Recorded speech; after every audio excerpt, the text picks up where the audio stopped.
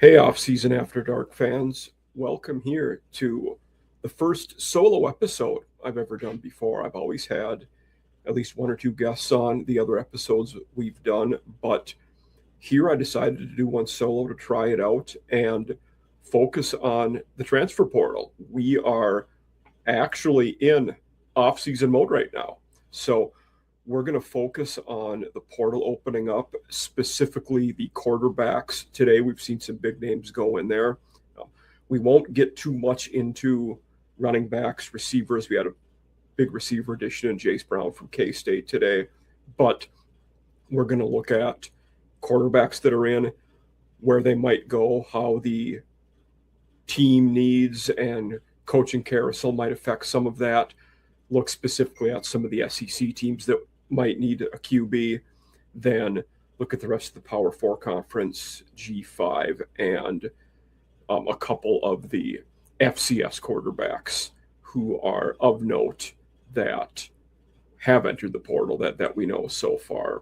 So in looking at guys who have entered the portal so far, I'm going to show you a graphic here. This is not exhaustive, so we know that Sam Levitt is going to enter the portal. He will be one of the three biggest names on the list when he does. Varying sites have said he's already in the portal. Some have not. I am using this graphic from 247. They do not list him officially in the portal yet. That is why he's not on this graphic. But it's going to happen. Another big name we will have within the last hour, it has been reported that he entered the portal, is Drew Mestemaker from North Texas. So in looking at this list here, we'll start right at the top. We have Brendan Sorsby, who was on a resurgent Cincinnati team this year. They kind of came out of nowhere. We expected they would be one of the worst Big 12 teams. And it turns out they, although finishing the season poorly, were pretty frisky. And Scott Satterfield had a way better season than we expected them to at 7-5. So Sorsby will be a massive loss. He is a guy who is equally adept at throwing and rushing the ball. Will be a big loss for them. In terms of teams where we could see Sorsby pop up, he started his college career at Indiana. It wouldn't shock me if he would go back there. He 2 years there. Of course, he was there the 2 years before Curt Cignetti got there. He does fit that Cignetti style, though. Sorsby does. Another, place where he could end up. There's two that I think would be reasonable. We will get to DJ Lagway down the list more later, but with Florida having an opening at QB now, Sorsby might fit for the Gators, especially we have to think about offenses. The new O coordinator for the Gators is going to be Buster Faulkner, who was at Georgia Tech the last couple of years. We saw what he did with Haynes King and having a running QB. Sorsby would be a good fit there. So I think Indiana, Florida, and then we're pretty sure Texas Tech is going to be in the market for a marquee quarterback. Sorsby could be that guy for them. He'll be right near the top. The guy I'm going to talk about next after Sorsby is going to be Sam Levitt, who many of you know about. Arizona State, made the playoffs last year, and Levitt has basically openly said that he is treating this like free agency. He is going to basically go to the highest bidder, heavily weigh how much he will be compensated in NIL. So honestly, no problem with that. And if you're going to do that, that's up to you. And I kind of applaud him for actually saying it, to just being open that these are the reasons I'm looking, where I am. Levitt will, down the road, I think, be a high NFL pick. He has the tools they will look for. He has the measurables at 6'2", 6'3", over 200 pounds. There's a lot of upside there. Had he had a really good year this year and stayed healthy, he probably would have went in the draft. That didn't happen. He's going back in college, but going to the portal. A couple schools where we are hearing that will be major players for him are Oregon, if Dante Moore goes into the draft, which could happen. Indiana, as we've mentioned, with Sorsby. Miami, we're pretty much in the world now where Mario Cristobal is going to play the roulette wheel with the portal every year on a quarterback, and that's fine. They've been good at identifying a Cam Ward. Carson Beck has them in the playoffs this year. So that has been the way Miami's doing it. And LSU is another one for Levitt. I think for Lane Kiffin, you need to get a QB in the portal, and it will likely be either Levitt or DJ Lagway. I would be surprised if LSU does not end up with one of those two guys. That's a great segue to DJ Lagway, who obviously could be in play at LSU. He's supremely talented, a lot of maybe more upside than anybody on this list. Heck of a player. Of course, they were up and down on offense this year at Florida, but just couldn't get it done. Apparently him and John Summerall met recently, and that meeting went less than ideal.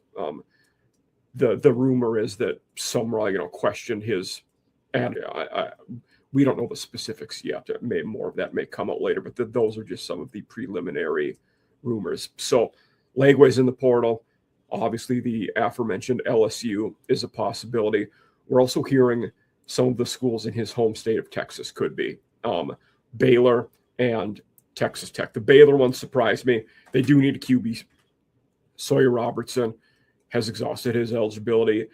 Dave Aranda may need to spend money on a QB because he is firmly on the hot seat going into next year. I'm honestly surprised he didn't keep his job, or that he did keep his job this year.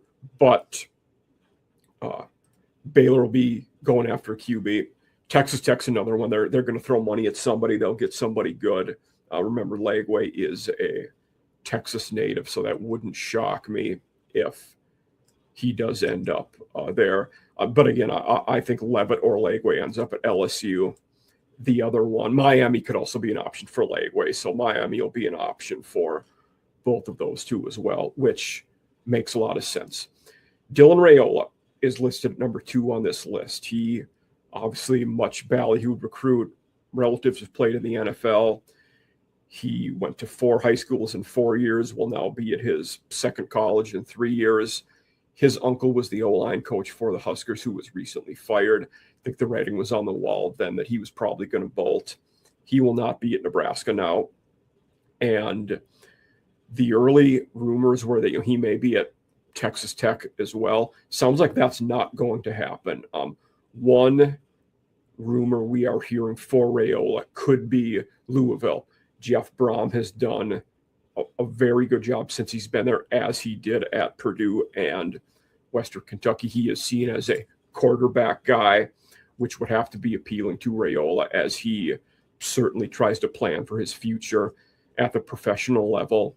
I think if Miami swings and misses on both Levitt and Lagway, Raiola could end up at Miami. He also, I think, will be in the mix at Oregon if Dante Moore leaves. I think he would be, for that offense, a pretty good fit there.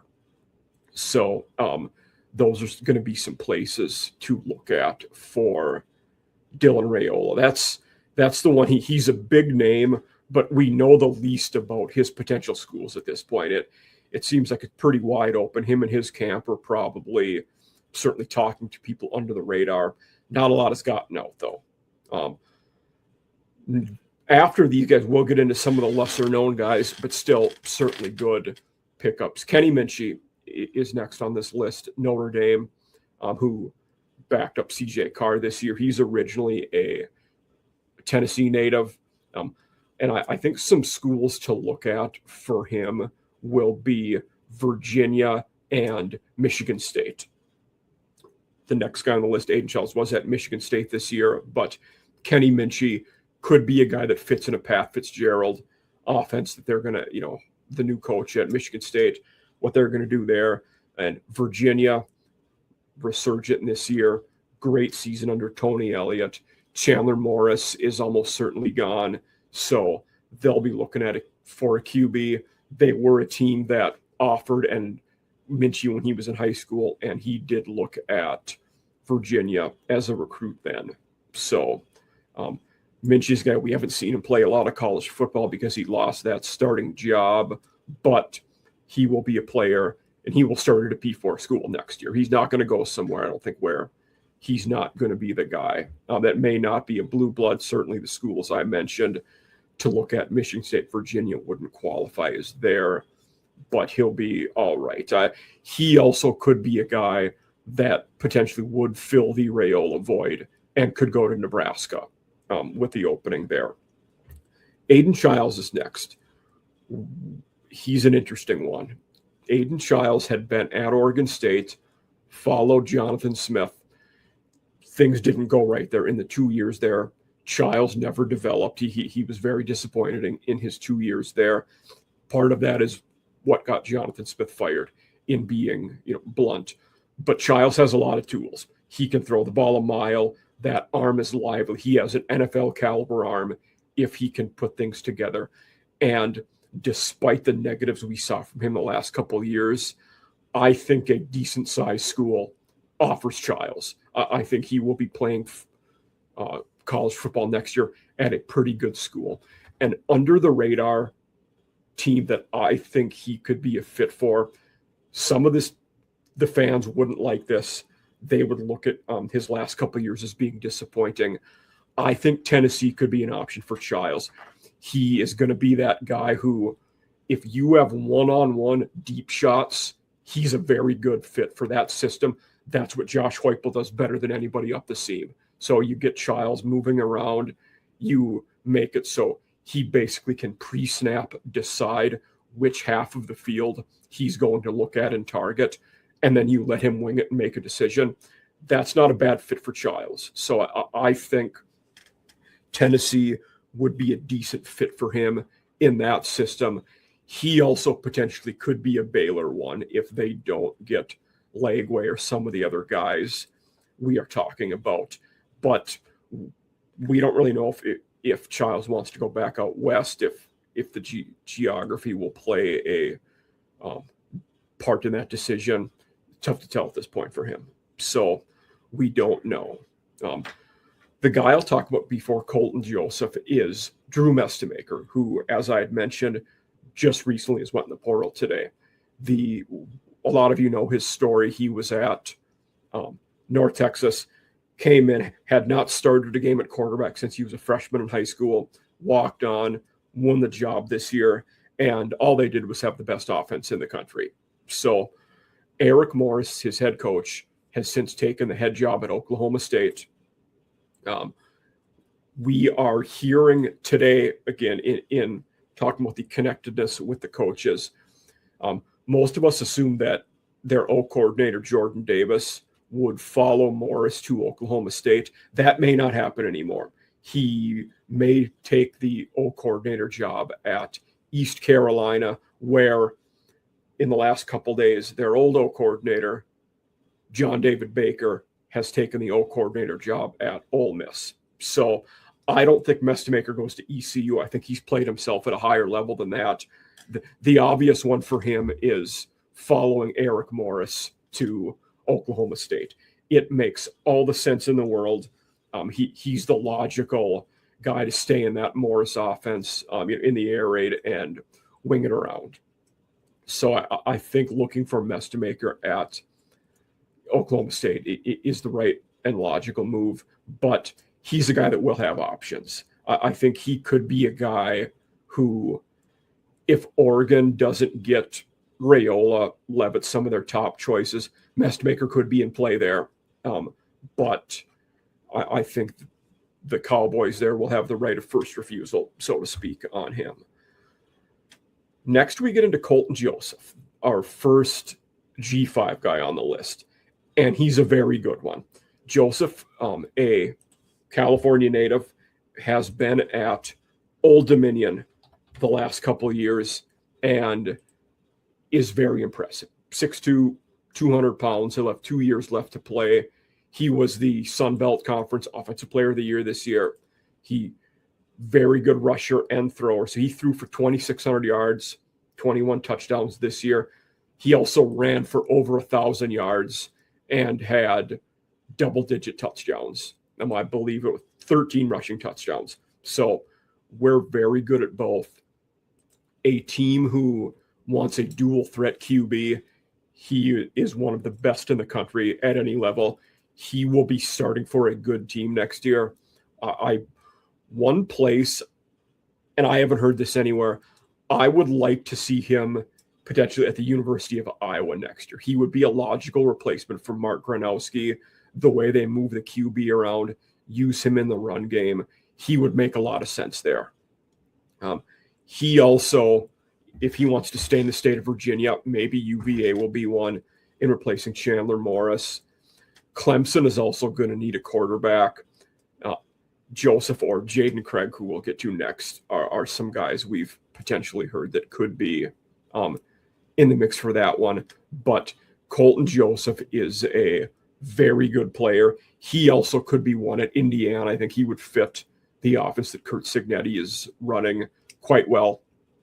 So that's where we're at with Colton Joseph. Heck of a player. For those of you that haven't watched him, you should try to get the highlights and see what he's been doing.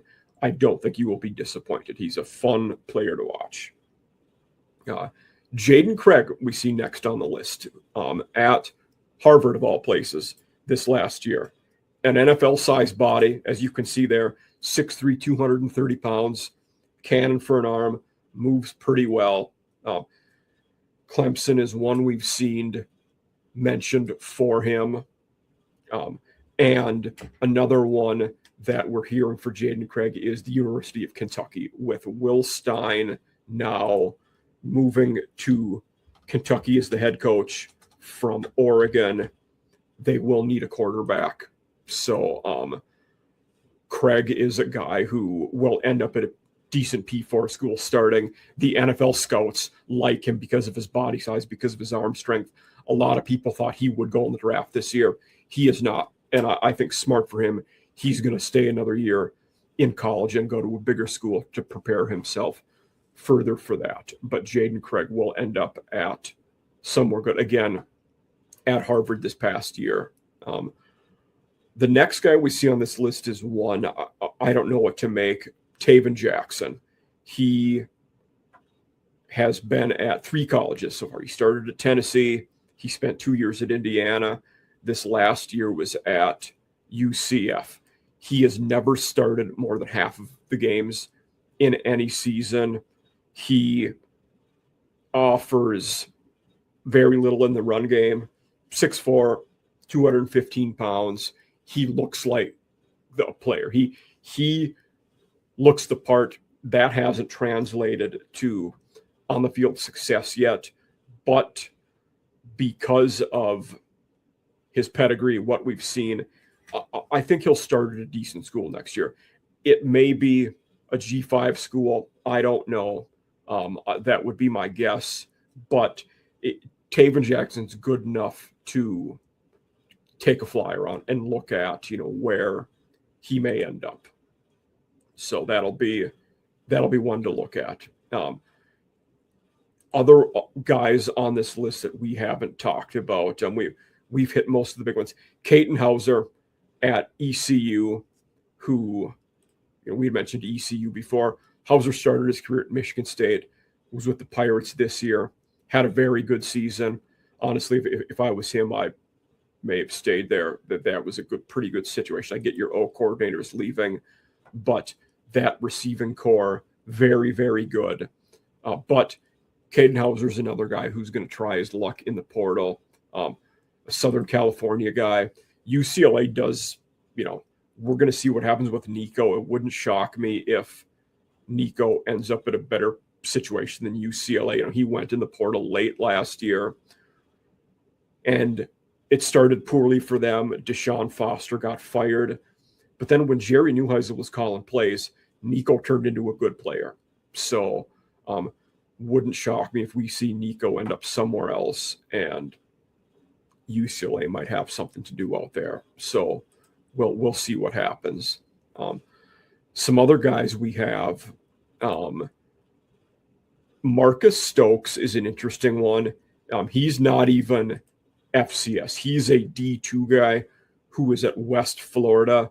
He had been a high recruit before, had a significant amount of controversy when he was a recruit with being recorded saying some very inappropriate things that may or may not have been taken out of context. But he's another guy, 6'3", 215, looks the part, has a heck of an arm, and I believe he was at West Florida this year. I said that. I believe that's where Austin Reed was from before he went to Western Kentucky. So Stokes is a guy that's probably played himself up to, a higher level. And I think someone will take a chance on him. Isaac Wilson, back up at Utah this year, is another guy we'll talk about, younger brother of Zach Wilson. He's entered the portal, probably will end up at a G5 school, but he's a guy to look for as someone who may start somewhere else. Another guy who has started a few games in his college career that's going to be in the portal, Nico Martial, who was at West Virginia this year with Rich Rod. He has entered the portal. I'm a little surprised that one didn't work out. They had gotten Henderson in the portal, but Nico was a decent fit there. Ran around decently well. I assume he will probably end up at a G5 school where he can use his feet as well as his arm, and that's I think what will happen with him. A guy who played well the last couple of years and has played a lot of football, but struggled this year and lost his job, Braden Fowler-Nicolosi at Colorado State. We had seen when he had Horton and some of those tight ends, he had a very good supporting cast and targets at times. Then this year, it all kind of went wrong for Colorado State, and Jay Norvell was fired. But Fowler-Nicolosi will be in the portal. We'll see where he ends up. That'll be an interesting one.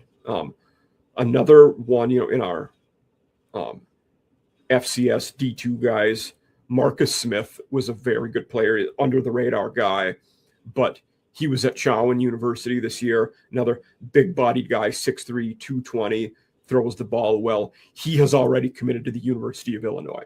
So that was a good early pick by Bielema, knowing they have to replace Luke Altmaier. And Maurice Smith is that gentleman's name from Chowan. So he'll be one to look at.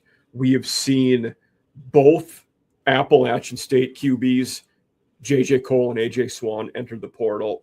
Those are, for those two, that will mean App State will almost certainly have to go in the portal and get a QB. Dylan Lonergan is another interesting one I wanted to talk about at Boston College, formerly at Alabama. He looked like a world beater early in the year. He was throwing lasers, looked great, dicing up defenses. Then the wheels fell off, and he lost his job eventually. I think someone decent still takes a flyer on Lonergan, though, because, the pedigree, he was a high recruit. Someone will think they can get the best out of him. So that's what I think happens there. And Lonergan will be one who we'll have to watch him at the very least. In the SEC, we've talked a little bit about LSU is going to go after a QB. We're almost certain of that. The Gators will have to, now that DJ Legway is done. Texas won't have to. South Carolina won't have to. Ole Miss won't have to. Taylon Green does have a year of eligibility left. I think he'll stay at Arkansas, maybe not with the new coaching staff. So Arkansas will be a wait and see. Tennessee has a couple good high recruits on the roster, but with Aguilar leaving, maybe Tennessee will have to go in the portal for one. I'd mentioned Shiles there as an option. Kentucky, I think Cutter Boley, they'll probably roll with him, but with the new head coach, there have been rumors that they will go in the portal and get a guy. Craig was the guy that I had mentioned before. Mississippi State will be good. Kamario Taylor's going to be the guy. He looked fantastic. Auburn will almost certainly go after a portal guy with Alex Golish coming in, and Byron Brown, his multi-year starter at USF, is not playing in USF's bowl game. It would make all the sense in the world if he follows Golish to Auburn. I think Sorsby would be another guy that would fit that offense pretty well if he would be a guy that Golish would look at. Oklahoma will not. Mateer will be back. Alabama's an interesting one because Simpson probably goes in the draft. And do we trust Keelan Russell or Austin Mack to be a guy? Or does Kalen DeBoer want an experienced guy? Considering he recruited both of those two, I have a feeling he might let them battle it out. But with the pressure to win there, nothing would surprise me too much. Vanderbilt is the last SEC team that I'll touch on here. We know Jared Curtis flipped and is signed with Vandy. He's their biggest recruit ever. I'm still not sure they don't target a quarterback in the portal. Probably not one of the elite ones, but a guy who could come in, challenge Jared Curtis, and be a serviceable backup if he doesn't win the job. If you're Vandy or anybody, you're not going to be a national contender with a true freshman quarterback. No team's ever, or it's been few and far between where we have had freshman QBs win on the national stage. It's been almost 40 years since one has won the national title. That goes back to Jamel Holloway at Oklahoma in the mid-'80s. Trevor Lawrence played a little bit for Clemson when they did it, but he was not the starter the entire year. But if I'm Vandy in the SEC, I bring in a guy to at least push Curtis and challenge him. Everybody's talking about him being the guy. I'm not sold that he will be the guy from day one yet at Vandy. It's too much to ask if we expect him to do that. Now, looking at some of the other, massive teams, in the Power Four, Michigan is one. We don't know what is Underwood going to transfer? What's going to happen there? We don't know. Penn State with Matt Campbell, what are they going to do? Who are they going to go after? That might be another Sorsby fit if they need a guy. So some of those teams will be interesting to look at. Michigan State is one with Fitzgerald. I think it's almost certain that they get a portal QB. Illinois, we said, has already signed Maurice Smith. So Iowa will go after one. I had mentioned Colton Joseph as a guy there. And Maryland got some good news. And then it sounds like Malik Washington is going to stay at Maryland and forgo entering the portal. That's big for them. Indiana will almost certainly enter the portal for a QB. I don't expect Albert Mendoza to be the guy there next year. Oregon is the interesting one and a wild card because if Dante Moore comes back, they will not go after a quarterback. But if Moore leaves, they will go after one in the portal. And they will be one of the big spenders. They will get one of the elite QBs in the portal if they, in fact, target one. USC probably won't. Maeva will be back. We expect him to be the guy there. And so, Lincoln Riley, doubt they'll be going after one. Elsewhere in the Power Four, we've talked about Texas Tech and Baylor, both teams that we expect to go after QBs in the portal. Arizona State will as well. With Sam Leavitt leaving, Kenny Dillingham has already, alluded to they have a guy in their sights who they might want to go after. Maybe it's Dylan Raiola. He spent some time in Phoenix or that area during high school, so we'll see. But Dillingham has been a very good coach so far. and he's done well with Levitt. He will get a good QB in the portal, I truly think. Elsewhere in the Big 12, Kansas might be, Jalen Daniels has played a lot of football across multiple years for Lance Leipold. Kansas probably goes after one. Cincinnati might have to now with Sorsby leaving, so hopefully Satterfield can pick up where he left off and get a decent QB in the portal. UCF and West Virginia, two that brought back former head coaches, the Scott Frost and Rich Rodriguez, both of them might have to get QBs.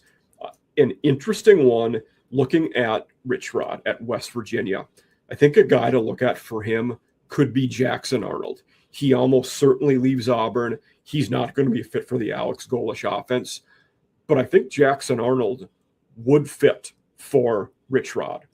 Aiden Childs may also be a guy that would fit there, but I don't know that he'll want to play in that type of offense. He might want to throw more, but Jackson Arnold could be a good Rich Rod fit there. So there'll be ones to look at. We already talked about Oklahoma State, with Mestemaker, that they could be in play for him. So we'll see there. Iowa State is another one. Jimmy Rogers is the new head coach, but losing Rocco Becht, who played a lot of football for them, and we're not sure that he'll be back. So Iowa State may be in the mix for a portal QB as well. Houston will not. Wigman should be back after a good year for the Cougs. In the ACC, let's start at North Carolina. Gio Lopez did not work there last year, but he was good at South Alabama. I expect Gio Lopez will enter the portal and go somewhere decent and be a starter. People have forgotten about Lopez, but he was a good QB when he started at USA before. I expect he'll hit the portal again and be the guy there.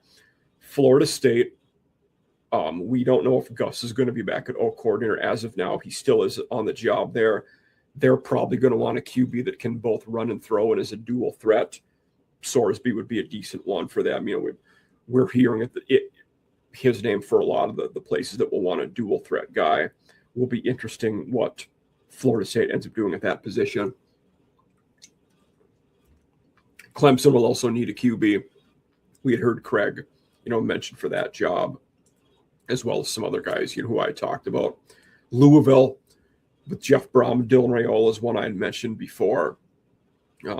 Cal, Sagapalutella is going to be back for Cal, it sounds like, which is a massive hold for Cal with Tosh Lupoy coming in and Nick Rolovich staying there in an assistant capacity. He'll be coaching the QBs next year. SMU looks like Kevin Jennings will be back again. They'll be a fun team.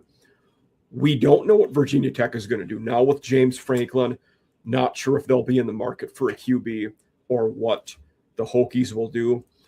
If they are in the portal for a QB, I expect they will get a good one just because James Franklin has been on a tear so far. It would make a lot of sense.